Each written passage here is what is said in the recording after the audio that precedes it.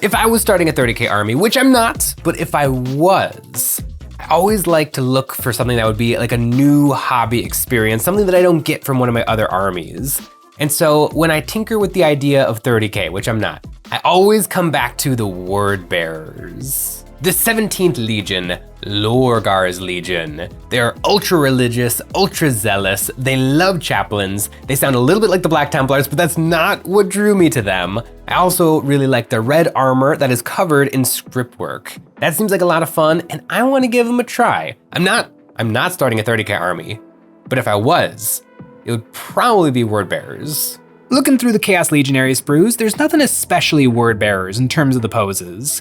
Word bearers are just pretty standard chaos, so I just need a dude loaded up with trim and decorations. The Chaos Legionary kit is pretty good. It builds the close combat chainsword or bolter boys. The close combat legionaries tend to be a little bit better, but there is something special about a classic bolter wielding heretic Astartes. And the word bearers are the most heretical of all fallen Astartes. Now for what weapon to pick, I was praising the bolter, but looking forward into the word bearers and what I have planned for the painting, I think this melt-a-gun will actually be the perfect pick for this guy. Something very easy to make look glowing. I drilled out the gun barrel and then I had a saucy idea. The weapons in the Chaos Arsenal are thousands of years old. I think there's a way to make this melt-a-gun look the part. I drilled out the barrel even wider and then took some sandpaper and roughed up the edge, dragging the 6 grit sandpaper in vertical swipes along the barrel. Then I took my hobby knife and cut some little triangular chips out of the business end. Last but not least, I took the back of my paintbrush and reamed out the front, trumpeting the plastic. This melt-a-gun has been firing beams of superheated plasma for so long the front of the barrel is nearly melted off. I glued this sucker to the front of my Marine. His chest detail was sticking out a little farther than the melt wanted, so I carved this back a little so that the melt could sit flush to the front of his body. He has some fun iconography on him, like this big skull on his knee, and I decided to look for more bits that would help push this detail further. I found a shoulder pad that also has a big old skull on it, and I prepared some green stuff for his shoulders. Chaos Space Marines are a little on the little side. I like to bulk them up as much as I can.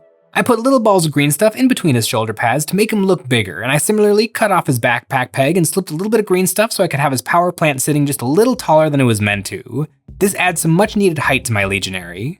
Now to find an appropriate head, and I want a nice horny head. The word bearers are prime for chaos mutations, so I want a head with some nice big horns.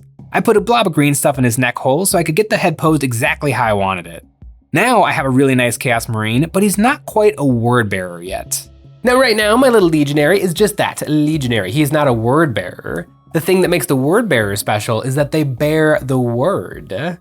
All Chaos Space Marines are a danger to the Imperium, but most of them are pretty darn easy to deal with. They snipe a planet here or there, set up a little rogue kingdom, do a little vague piracy, but overall it's not that big a deal for the Imperium to handle. What is a very big problem for the Imperium is the word bearers setting up chaos cults across the galaxy. They go door to door spreading the good word of chaos.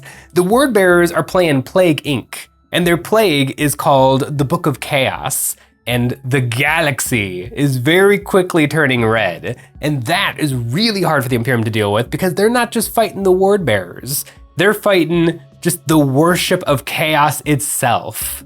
And the Imperium is probably losing. What does the average Imperial citizen get out of worshiping the Emperor?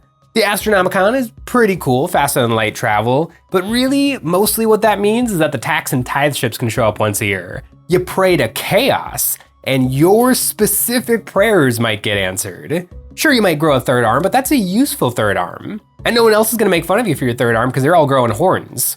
Third arm is pretty cool. The word bearers are missionaries, spreading the good word of chaos, and I gotta figure out a way to get those good words onto my Marine.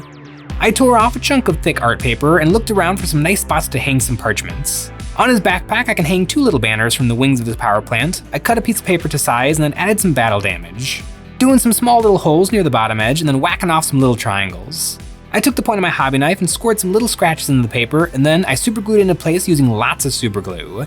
This soaks into the paper and turns it into a hard resin-like material. Now that I have my paper in place, I want to make it look like it was nailed in place, and for that I grabbed my scale nail cup. I used sewing straight pins for this. I drilled holes that matched the diameter of the pins, and then nipped these to length and then slipped them into place with a drop of superglue.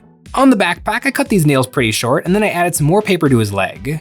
If I made the paper out of green stuff, I'd have more control over what the finished product looks like, but that control is a double-edged sword. I'm not a great sculptor, so it wouldn't look as great, but I can cut up some cardstock, so I know it'll look decent in the end. On the leg parchment, I cut the pins a little longer. I like when the nails stick out pretty far. It makes them more readable as big ugly nails driven into the armor, either by the Marine himself or one of his human serfs who dedicate their lives to maintaining the Space Marine's armor. My little bear now has some words. Now he needs a base, and usually for my Chaos Space Marines, I give them a very desolate base, but the word bearers, they need folks to spread the good message to, so I need to give him a more urban environment. For the base, I'm thinking a nice ruined cathedral. To start off, I want to make a nice base layer of pulverized rubble. For this, I grabbed my 1/4-inch cork, gluing down my 32mm base, and then I tore off the excess using my fingernail to roughen up the edge so it's not hanging over the side of the base. I used my Dremel tool to sand down the surface to make it a little shorter, and now I can add my bits. These bits are our Eons of Battle Grim Battlefield basing bits. We have a selection of urban rebel basing bits that are available from eonsofbattle.com in digital STL or as physical bits printed for you. EonsOfBattle.com is the best way to support us doing what we do with a membership. Each month, members will get a credit that they can use on our new monthly terrain pack or any previous pack we have ever made. For the month of March, we are completing our The Fall Battlefield series with the Battlefield Support, a set of terrain focused around filling a war zone with all the infrastructure necessary for a proper battlefield. This set includes gothically bedazzled tank traps for protection, modular bridges for creating hills and ramps, blown out shell craters for infantry to take cover in, armored carrier buses for transporting weapons and ammunition to and from the front lines, and pallets of all the supplies a growing campaign needs. This pack of terrain perfectly complements the fall buildings and the fall guns and is the perfect way to add those finishing touches to make a battlefield look real. I took my chunk of building and set it down on half the cork, taking a little bit of corrugated wall and setting it upright to add some height to the rubble. Now I want to see where my Marine has some room to stand. I drilled a 1mm hole and inserted some brass rods so I can have one foot pinned into the cork and the other foot standing proudly on the crumbling foundation. I sprinkled some small pebbles and sand onto the cork to complete the destroyed look, and I grabbed some small scale bricks to have hanging over the edge of the base. I locked all this down with ultra-thin superglue, and the base was finished in record time. While building this guy, I was doing some math hammer on what I would include in my theoretical word bearers army. Now the unit that defines the word bearers is the Dark Apostle, kind of a dark reflection of what the chaplains are to the Loyalist Space Marines. These guys are pretty good. They're 75 points, which is a little expensive, but they give whatever they're attached to +1 to wound, which is an excellent ability. They can attach to chosen, legionaries, or accursed cultists, or regular cultists, but you're probably not going to attach them to regular cultists. And this is all well and good, but I think Games Workshop could have pushed it a little bit further. Most Chaos Space Marine units can do something called a Dark Pact. Before they do something, they can try to make a deal with the Chaos powers, take a leadership check, and if they pass, nothing happens, but if they fail, they take D3 mortal wounds. But no matter what happens with that leadership check, it still goes off and they get a boon, either lethal hits or sustained hits 1. That's not bad, I think, with the Dark Apostle, because they know everything there is to know about the occult. They should be able to ignore the penalties of the Battle Shock check, and in a perfect world, I think they get lethal and sustained hits. I don't think that would be too overpowered because the Dark Apostle isn't like an absolute perfect pick for things like accursed cultists and chosen and legionaries. It's kind of an okay pick, so I think an okay pick having such a weird ability would be pretty flavorful. It would also still leave everything up to the hands of fate because you're still looking for those 6s. And those 6s are going to be really, really good, but it's up to the ruinous powers if you're going to roll those 6s or not. And speaking of rolling dem dice, it is time to paint this word bearer. And word bearers wear red armor. And me and red, I feel like every time I paint something red, it turns out completely different. So I'm excited to see what happens with the word bearer.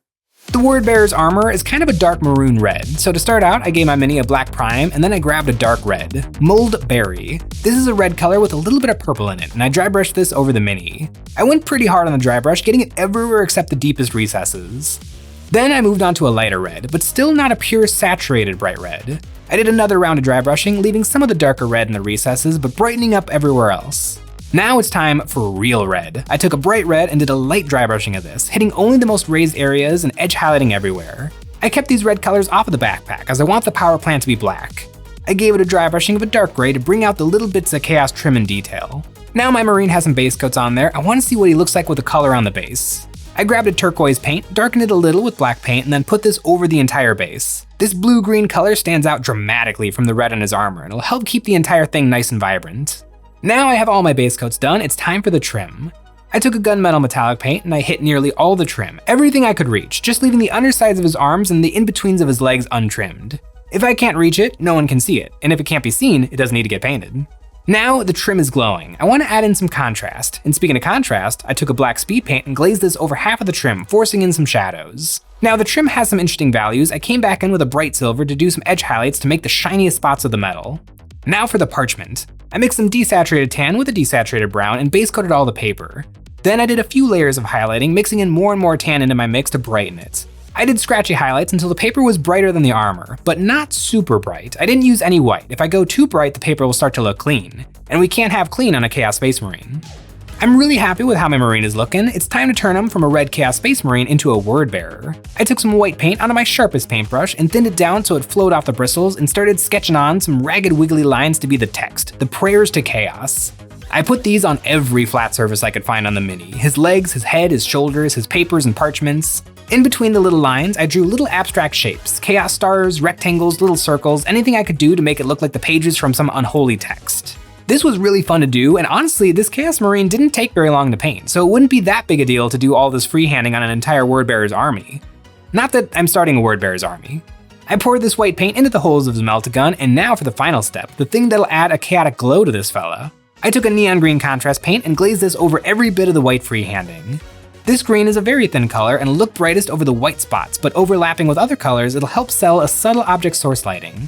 Now my Marine is positively glowing. And I feel like it helps the sales pitch of, you should worship the powers of chaos if you are literally in fact glowing with unholy power. Now my Marine is done, it's time to finish off the base. I mixed up a turquoise color just a little bit brighter than my base color and dry brushed this on. Then I mixed some burnt umber pigment powder, mixing it with water until it was a muddy soup, and I lathered this over the base. This will act a little bit like a wash, getting really thick in the recesses and staining a little bit everywhere else. Once that was dry, I hit the base rim with some glossy black paint, and my first word bearer is done. Ooh, my little word bearer. I've been wanting to paint a word bearer for a long time as a proof of concept. I've toyed with the idea of starting a word bearer's army. I am not starting a word bearer's army, but if I was, what I would do is I would start a 30k word bearer's army late war with lots of Gal Vorback, and it would be an armored company. So I'd have lots of Land Raider Proteuses and Vindicators and Predators. And so a lot of the models would work perfectly ported directly into 40k. And so I would love to put together an army that is perfect. Like I could play a game of 30k and then immediately afterwards not pick up my models, but play a game of 40k.